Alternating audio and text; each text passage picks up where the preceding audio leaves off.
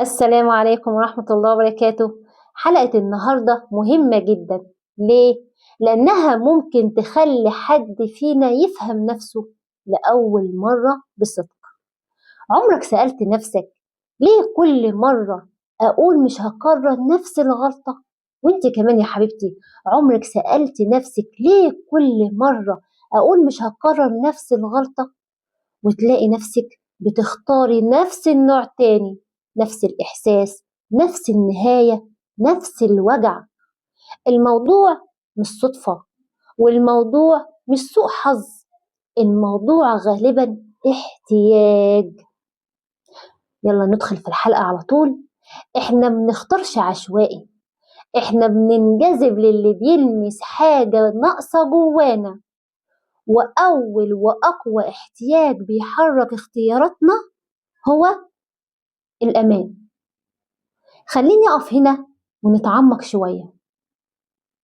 أولا، الأمان عند المرأة. في بنات كتير اتربت من غير ما تحس إن الأمان ليه صورة معينة. وهي صغيرة بابا موجود كده الدنيا بخير، أخوها الكبير حماية، الزوج سند. فالعقل بيخزن المعادلة دي بكل هدوء. في راجل قوي في حياتي أنا في أمان، ولو حصل فقد، أب توفى، حصل انفصال، زوج توفى، حد مشي فجأة، القلب هنا مش بيدور على حب بس، هو بيدور على إحساس اتسحب منه.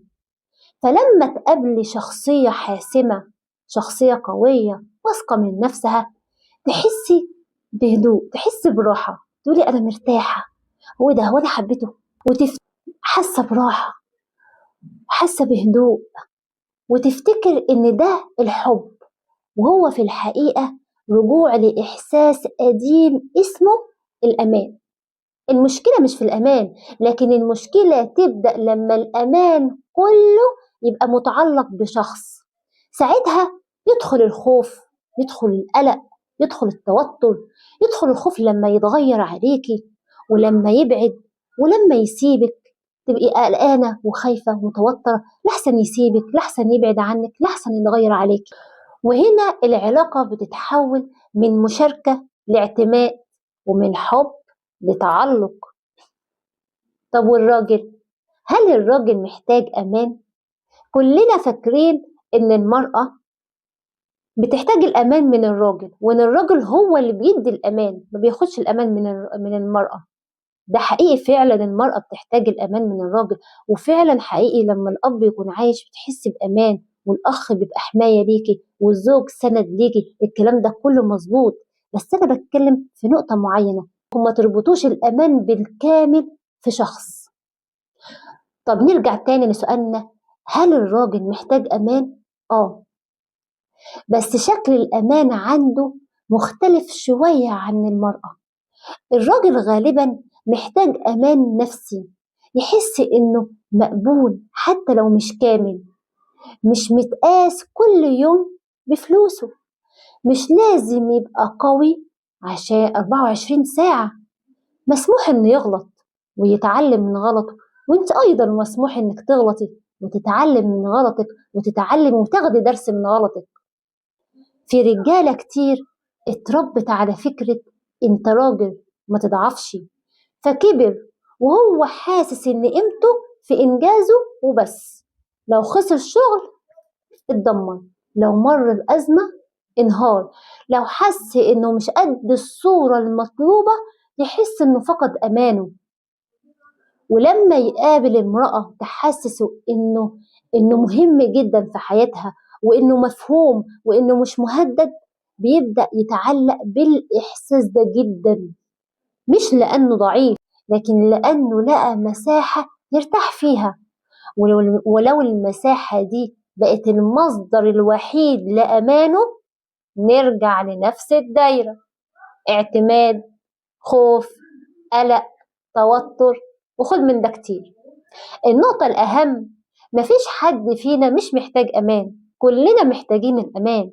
لكن طول ما أنا مستنية شخص يملى ليا الفراغ ده بالكامل، هفضل أختار من خوف. والاختيار اللي طالع من خوف نادرا ما يبني علاقة مستقرة. دايما العلاقة دي بتبقى مهددة، في تهديد، في خوف، في توتر، في قلق.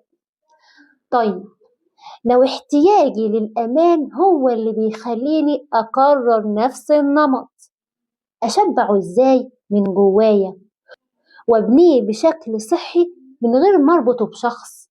ده اللي هنفكه بهدوء في الحلقة الجاية بإذن الله تعالى، لأن دي النقطة الفاصلة بين إنك تكرر نفس القصة أو تبدأ قصة مختلفة تماما. لو الحلقة دي لمست فيك حاجة أو لمست فيكي حاجة، أو حسيت إنك أو حسيتوا إنكم فهمتوا نفسكم شوية، أنا فعلا ممتنة جدا إنكم كملتوا للآخر. ولو شايف إن الكلام ده ممكن يفيد حد تاني انشره، يمكن يكون سبب راحة لقلب حد محتاج يسمعه. وما تنساش تشترك عشان نكمل الرحلة مع بعضينا. والسلام عليكم ورحمة الله وبركاته، وشكرا.